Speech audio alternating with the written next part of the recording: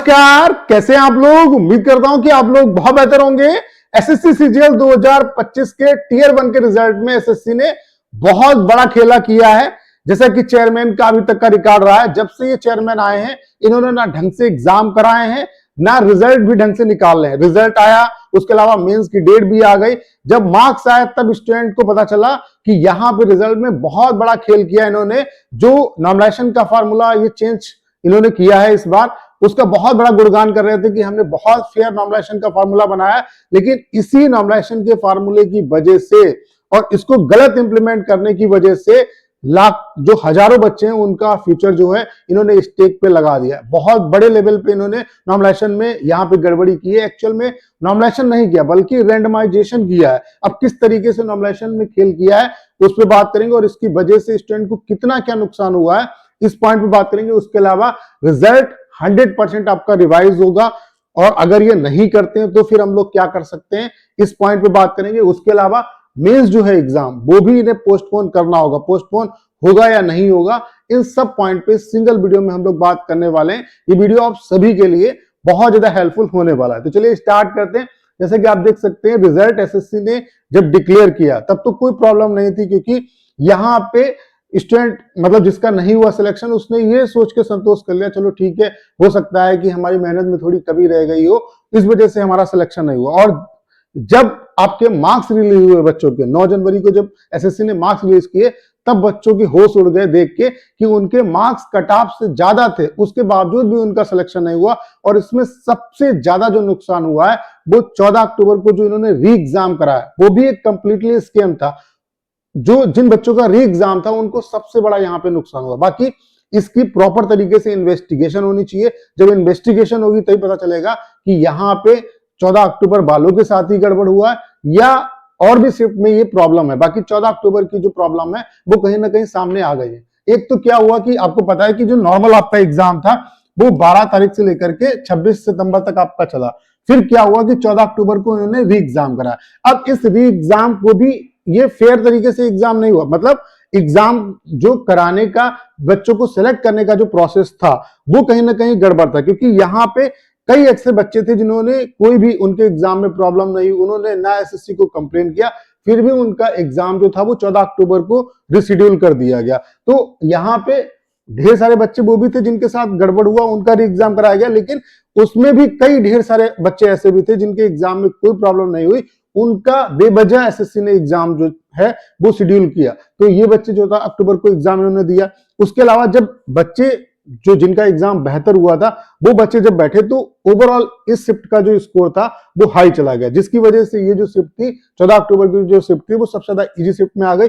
इस वजह से इनका नुकसान हुआ। और अभी जब इन्होंने मार्क्स रिलीज किए तो पता चल रहा है कि 14 अक्टूबर में जो इन्होंने मतलब नॉमिनेशन किया है उसमें बहुत बड़े लेवल पे धांधली हुई है। धांधली क्या हुई है कि कई ऐसे बच्चे हैं जिनके कट ऑफ से हाई मार्क्स हैं, उसके बावजूद भी उनका सिलेक्शन नहीं हुआ इनके गलत नॉमिनेशन के फार्मूले की वजह से, जिसका इन्होंने बहुत ज्यादा गुणगान किया था कि पुराना वाला जो नॉमिनेशन का फार्मूला था उसमें 0.1% टॉपर्स का जो स्कोर था वो कैलकुलेट होता था। इस बार एवरेज स्कोर के बेस पे कर रहे हैं, तो नॉमिनेशन के फार्मूले में कोई प्रॉब्लम नहीं थी, लेकिन जो नॉमिनेशन इन्होंने किया है वो गड़बड़ तरीके से किया है। क्या गड़बड़ किया है वो आप देख सकते हैं। यहाँ पे एग्जाम्पल के लिए मैं आपको दिखा रहा हूं, जैसे कि ये 14 अक्टूबर की शिफ्ट 2 का डाटा है। अब आपको पता है जैसे कोई भी शिफ्ट है, अगर वो इजी शिफ्ट है तो जाहिर सी बात है अगर उसके मार्क्स डिक्रीज होंगे तो सभी के डिक्रीज होंगे, और अगर हार्ड शिफ्ट है तो मार्क्स इंक्रीज होंगे तो सभी के इंक्रीज होंगे। यहाँ पे क्या हो रहा है कि जिस बच्चे के ज्यादा मार्क्स है उसका स्कोर बहुत डिक्रीज हो रहा है, और उसी शिफ्ट में सेम शिफ्ट में बच्चों के जो मार्क्स हैं वो इंक्रीज भी हो रहे हैं। जैसे कि 115 बच्चे का जिसका स्कोर बना था, और ये बाकायदा चेक होने के बाद जो आरबी वाले शुभम जैन सर हैं उन्होंने बाकायदा चीजों को चेक किया, उसके बाद ये डाटा मैं आपको दिखा रहा हूं, तो ये बिल्कुल फेक नहीं है, ठीक है। तो 115 जिस बच्चे का स्कोर बना था सेम शिफ्ट में, मतलब 14 अक्टूबर की सेकेंड शिफ्ट का डाटा है, उसका घट के 113.58 रह गया, मतलब बहुत कम नंबर, 1.5 नंबर के आसपास उसका डिक्रीज हुआ। वहीं एक बच्चे का 118 स्कोर था, उसका बढ़ गया 123 हो गया, यानी कि 5-5.5 नंबर उसके बढ़ गए। वहीं एक बच्चे का 120 स्कोर था, उसका घट के 107.67 रह गया। तो ये कैसे पॉसिबल है, सेम शिफ्ट में इस तरीके से डिफरेंस कैसे हो सकता है। तो एसएससी चेयरमैन से रिक्वेस्ट है कि प्लीज आप अगर अच्छे तरीके से काम नहीं कर पा रहे हो, पहली बात तो अपना पद से इस्तीफा दे दीजिए। उसके अलावा जल्द से जल्द इस रिजल्ट को आपको रिवाइज करना होगा और रिवाइज करना ही होगा, इसके अलावा और कोई चारा नहीं है आपके पास। उसके अलावा 14 अक्टूबर वाले बच्चों के साथ ही ऐसा हुआ है या और भी शिफ्टों में ये प्रॉब्लम है, तो इसके लिए रिक्वेस्ट है कि भाई इसकी प्रॉपर इन्वेस्टिगेशन होनी चाहिए। इस रिजल्ट को एक बार क्रॉस वेरीफाई करिए कि क्या क्या प्रॉब्लम है और रिजल्ट को दोबारा रिवाइज करिए। उसके अलावा आपको पता है कि सबसे बड़ी प्रॉब्लम क्या है कि 18-19 जनवरी को आपका जो मेंस है वो भी शेड्यूल है। तो जिन बच्चों के साथ यहाँ पे गड़बड़ हुआ है उनका क्या है कि जब रिजल्ट रिवाइज होगा तो उनको चूंकि 18 और 19 को ही मेंस देना होगा, तो उनके साथ भी कहीं ना कहीं गड़बड़ी हुई है, तो इन्हें जो मेंस का एग्जाम है इसको भी पोस्टपोन करना होगा। अभी क्या कुछ हो सकता है, क्या पॉसिबिलिटी है, उस पर बात करेंगे। बाकी अगर आप किसी भी कॉम्पिटिटिव एग्जाम की प्रिपरेशन कर रहे हैं तो आपको पता है कि उत्कर्ष पे भी मकर संक्रांति ऑफर चल रहा है, जिसमें उत्कर्ष क्लासेस के जितने भी कोर्सेस हैं उन पे आपको फ्लैट 10% का डिस्काउंट मिल रहा है। उसके अलावा मेरा जब आप कूपन कोड UCMP10 यूज करोगे तो आपको इसके साथ जो स्टडी मटेरियल है वो बिल्कुल फ्री ऑफ कॉस्ट मिलेगा। अब उत्कर्ष ही आपको क्यों चूज करना है, क्योंकि उत्कर्ष में फैकल्टी जो है वो मोस्ट एक्सपीरियंस फैकल्टी है, उसका कोई जोड़ नहीं है। उसके अलावा आपको आपकी प्रिपरेशन के लिए जो कुछ भी चाहिए, जैसे स्टडी नोट्स है, उसके अलावा क्विजेज है, मॉक टेस्ट है, जो भी है, जो भी चाहिए आपको वो सब कुछ आपको मिलेगा। PDF से स्टडी मटेरियल है, सब कुछ आपको मिलता है। तो देर किस बात की, आज ही इस ऑफर का आपको फायदा उठाना है। ये कोड आपको लगाना नहीं भूलना है। तो आज ही उत्कर्ष ऐप डाउनलोड करें, अपना पसंदीदा कोर्स चुने और ये कोड आपको लगाना नहीं भूलना है। लेकिन ये ध्यान रखना है, ये जो ऑफर है वो लिमिटेड टाइम के लिए 12 जनवरी से लेकर के 18 जनवरी तक ये ऑफर आपका चलने वाला है। तो परचेज करने का और एप्लीकेशन को डाउनलोड करने का जो लिंक है वो डिस्क्रिप्शन और कमेंट बॉक्स में पिन किया है। तो यहाँ पे उसके अलावा रिजल्ट रिवाइज होगा, मेंस पोस्टपोन होगा या नहीं होगा, उस पर बात करेंगे। उसके अलावा एक और यहाँ पे प्रॉब्लम स्टूडेंट को आ रही है कि जो मेंस का एग्जाम सिटी है वो कहीं ना कहीं जो Tier 1 का एग्जाम हुआ था उससे कहीं ज्यादा दूर बच्चों को दिया जा रहा है। तो क्या ये प्रॉब्लम आपको भी फेस करनी पड़ रही है? क्या आपका भी जो एग्जाम सिटी है वो आपका Tier 1 का जो एग्जाम हुआ था जितनी दूर पे, उससे ज्यादा दूर पे आपका जो मेंस का एग्जाम है वो शेड्यूल किया जा रहा है? अगर आपको भी ये प्रॉब्लम हो रही है तो प्लीज कमेंट बॉक्स में कमेंट करके जरूर बताइएगा, ठीक है। उसके अलावा अगर हम बात करें कि रिजल्ट रिवाइज होगा तो बिल्कुल रिजल्ट SSC को रिवाइज करना ही होगा, उसके अलावा इनके पास कोई चारा नहीं है। उसके अलावा इस रिजल्ट की प्रॉपर तरीके से इन्वेस्टिगेशन भी होनी चाहिए, तभी चीजें कहीं ना कहीं होती है। उसके अलावा 1-2 दिन में अगर ये मतलब नोटिस निकाल के चीजों को सही नहीं करते हैं तो फिर और भी तरीके हमारे पास। क्या तरीके हैं उस पर बात कर लेते हैं। तो आपको करना क्या होगा, अगर ये 1-2 दिन में चीजें नहीं करते, क्योंकि बहुत ज्यादा मेंस होने में बहुत ज्यादा टाइम नहीं बचा हुआ है, क्योंकि जिन बच्चों का जैसे हो जाएगा फिर उनके साथ कहीं ना कहीं फेयरिटी नहीं होगी, उनको मेंस के लिए प्रॉपर टाइम नहीं मिलेगा। तो इसलिए मेंस को भी इन्हें पोस्टपोन थोड़ा सा करना पड़ेगा, क्योंकि फिर बाद में वही प्रॉब्लम आएगी कि फिर नॉर्मलाइजेशन का इशू हो जाएगा। अभी क्या है कि मेंस सिंगल डे में आपका हो रहा है, फिर जिन बच्चों का रिजल्ट रिवाइज करोगे, मान लेते हैं अभी नहीं करते हो, बाद में करते हो, फिर उनका फिर मेंस कराना होगा, तो फिर वही पंगा आएगा आपका कि आपको नॉर्मलाइजेशन का जो वो है वो झेलना पड़ेगा। तो इसलिए SSC से रिक्वेस्ट है, पहली बात तो क्या है कि रिजल्ट को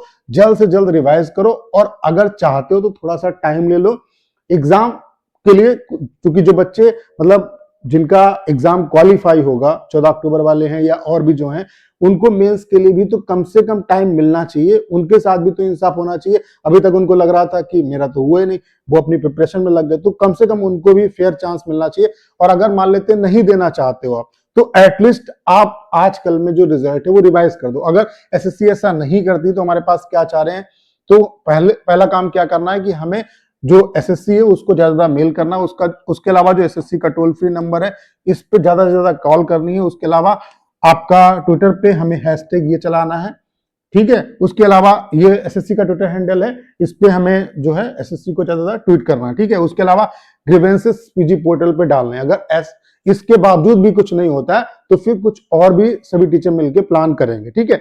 तो पहली चीज क्या है कि रिजल्ट तो रिवाइज होना ही चाहिए और इस रिजल्ट की प्रॉपर इन्वेस्टिगेशन होनी चाहिए, उसके बाद ही मेंस होने का कोई मतलब है। क्योंकि अभी आपने, चूंकि SSC ने स्टूडेंट को फंसा दिया है और ये काम मतलब पहली बार SSC नहीं कर रही, हमेशा ऐसा करती है कि आपको ऐसे मौके पर लाके छोड़ देगी जहां पे क्या है कि बच्चे आपस में लड़ेंगे। अब जिनका मेंस है वो कहेंगे कि मेंस हो जाना चाहिए, अब जिनका यहाँ पे जो रिजल्ट रिवाइज होगा उसमें नाम होगा, तो वो कहीं ना कहीं उनके साथ भी अन्याय होगा।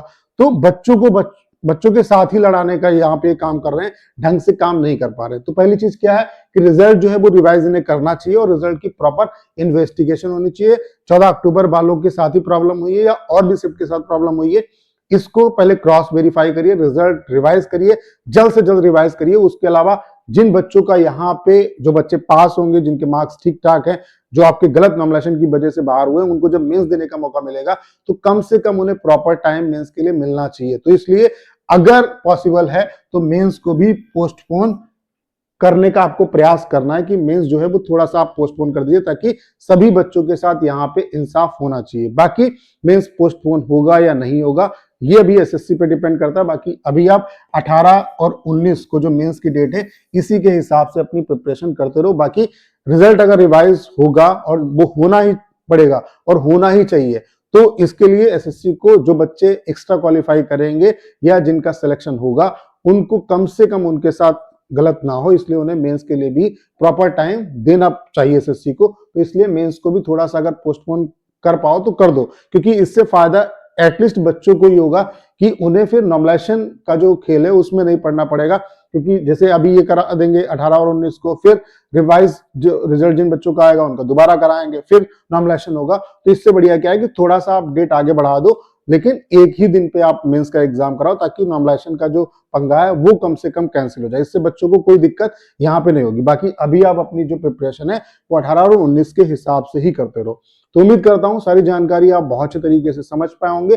बाकी अपनी प्रिपरेशन करते रहो, और अगर आपने अभी तक कोई कोर्स परचेज नहीं किया है तो उत्कर्ष के साथ आप जुड़ सकते हैं। आंख मीच के उत्कर्ष पे भरोसा कर सकते हैं। और अभी उत्कर्ष में मकर संक्रांति ऑफर चला, जो कि 12 तारीख से लेकर के 18 तारीख तक चलने वाला है। इसमें उत्कर्ष के जितने भी कोर्सेस हैं उन पे आपको फ्लैट 10% का डिस्काउंट मिल रहा है। उसके अलावा अगर आप मेरा कूपन कोड UCMP10 यूज करते हैं तो आपको फ्लैट 10% के डिस्काउंट के साथ साथ आपको जो स्टडी मटेरियल है वो फ्री ऑफ कॉस्ट मिलेगा। तो देर किस बात की, आज ही उत्कर्ष ऐप डाउनलोड करें और अपना पसंदीदा कोर्स चुनें, और ये कोड आपको लगाना नहीं भूलना है। एप्लीकेशन को डाउनलोड करने का जो लिंक है वो डिस्क्रिप्शन और कमेंट बॉक्स में पिन किया है। तो उम्मीद करता हूं सारी जानकारी आप बहुत अच्छे तरीके से समझ पाए होंगे। करना क्या है, इस वीडियो को शेयर करना है।